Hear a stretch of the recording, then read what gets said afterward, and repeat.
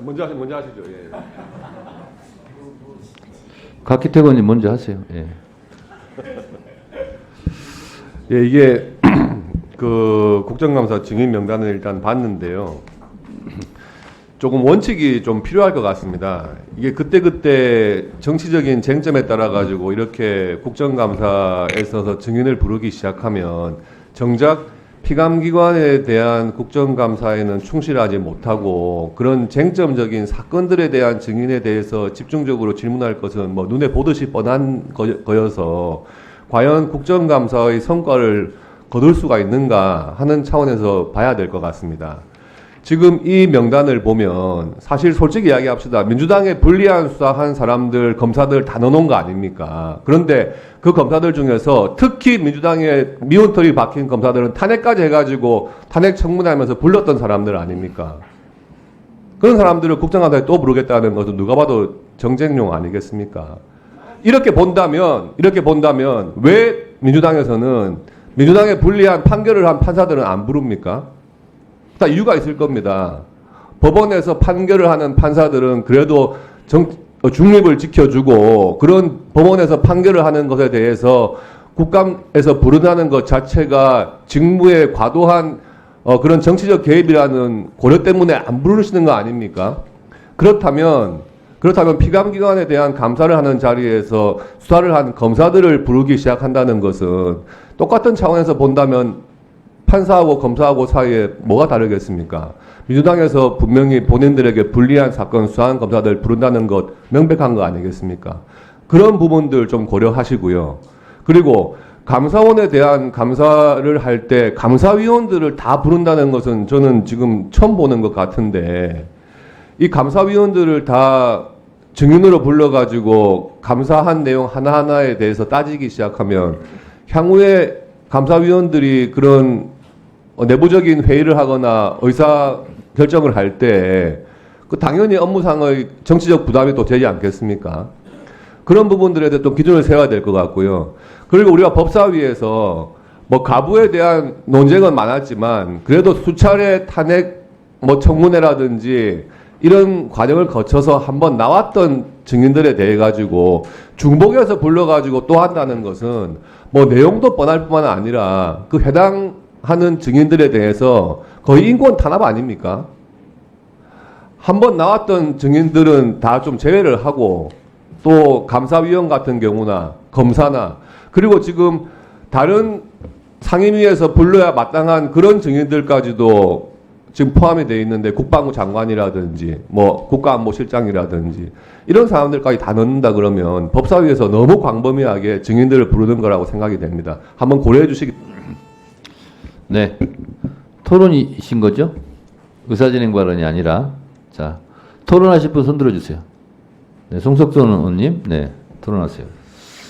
예, 그 일반 증인 참고인 명단을 보니까 너무 많은 것 같아요. 이게 보니까 139명을 채택을 하셨는데 뭐 꼭 필요한 증인은 불러야 되겠지만 제 경험으로 보면은 이렇게 과도하게 이게 많은 증인 참고인 불러놓으면 실제는 발언 기회도 없이 시간만 보내고 결국 돌아가는 경우가 많은데 예, 여기 중에서 꼭 핵심 증인을 위주로 좀 했으면 하는 생각이 들고요. 그리고 기본적으로 증인 참고인은 여야가 합의해서 서로 이렇게 요구하는 증인 참고인을 서로 비례적으로 이렇게 서로 선택하는 게 기본의 관례인데 오늘 보니까 우리 존경하는 우리 유상범 우리 간사님이 요구한 증인들은 채택이 안 되고 이렇게 겹친 부분에 대해서만 뭐 이렇게 하고 또 뭐 일부 빼달라고 일부 반영해 줬으니까 합의가 된 거다 이렇게 말씀하시는 거는 좀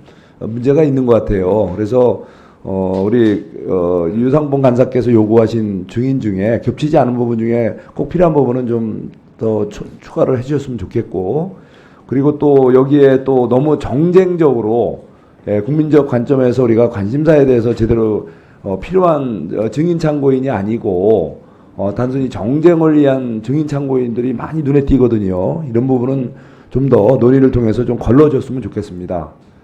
그리고 또 한 가지 군사법원 그 기관 증인에 15분이 채택이 여기 지금 이제 안건에 올라와 있는데 논란이 됐던 해병대 여기 사령관은 여기 안 들어가 있네요. 해병대 사령관도 군사법원 그 기관 증인에 같이 좀 불렀으면 좋겠습니다.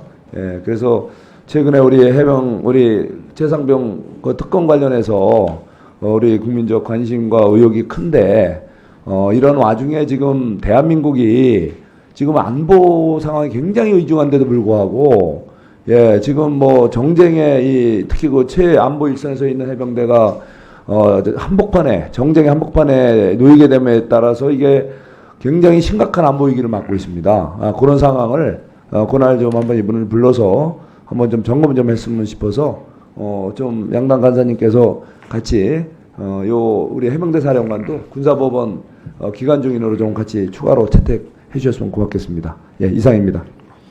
네.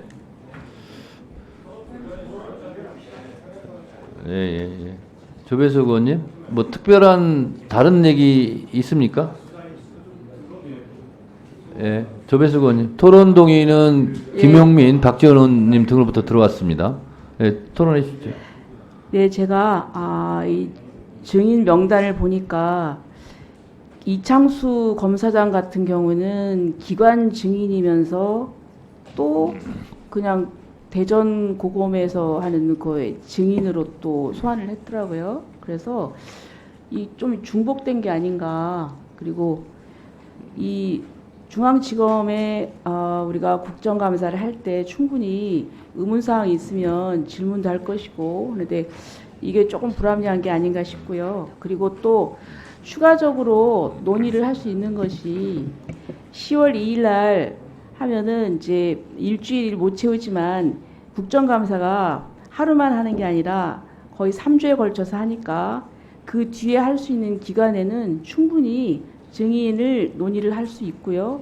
그리고 여태까지 국정감사에서 또 그렇게 해왔습니다. 해왔고 그리고 제가 볼 때 어디까지나 우리가 국정감사인데 지금 여기 그 결정된 그 증인들은 우리가 탄핵이나 그 탄핵 청문회에서 증인으로 그 소환됐던 사람들이거든요. 그래서 저는 국정감사는 국정감사대로 그리고 또 이건 국정감사니까 좀 청문회하고는 조금 구별을 했으면 좋겠다 그런 말씀을 드리고요. 그리고 또 어떤 사안에 대해서 우리가 이제 국정감사 기간 동안에는 이제 다 보도가 되고 국민들이 지켜보고 있습니다. 그렇다고 하면은 사안의 실체를 정확하게 알게 하기 위해서라도 또 증인도 일방의 증인도 필요하지만 또 우리 여당 측에서 그 신청한 증인에 대해서도 좀 수용을 해서 좀 균등한 기회를 주시는 게 또 실체적인 진실도 발견하고 그래서 국민들이 정확하게 사안을 파악하는 그런 게 되지 않을까 싶습니다. 이상입니다. 네. 더 이상 토론하실 의원님 안 계시죠?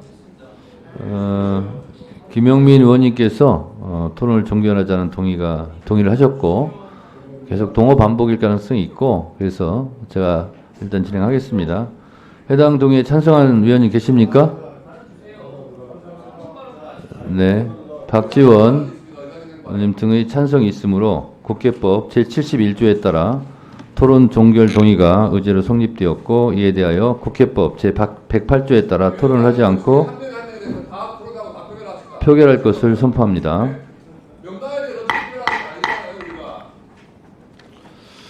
표결에 앞서 회의장에 계신 의원님은 모두 재석위원수에 포함된다는 점을 말씀드립니다. 그리고 방법은 국회법 제112조 및 제71조 단서에 따라 거수 표결로 진행하겠습니다. 먼저 찬성하시는 의원님들은 손을 들어주시기 바랍니다. 내려주십시오. 다음 반대하는 의원님은 손을 들어주시기 바랍니다.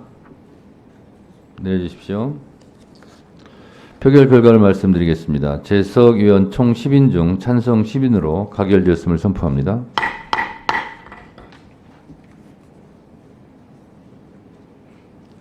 이거죠?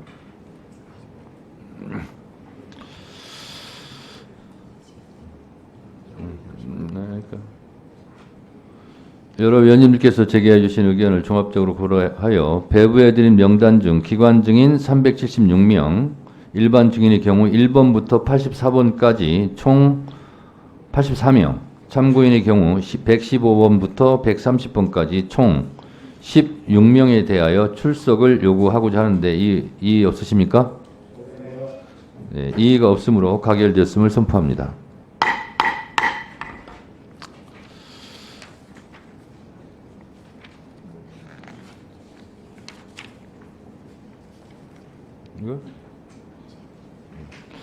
또한 대법원장과 헌법재판소장은 국회법 제121조 제5항의 규정에 따라 국정감사장의 출석을 요구하되 감사 모두의 인사 말씀과 감사 마무리에 종합 답변을 했던 기존 운영 방식을 참고해서 구체적인 진행 방식은 간사님들과 협의하여 정하도록 하겠습니다. 그러면 지금 말씀드린 바와 같이 대법원장과 헌법재판소장 출석 요구의 건을 의결하고자 하는데 이의 없으십니까? 이의가 없으므로 가결되었음을 선포합니다.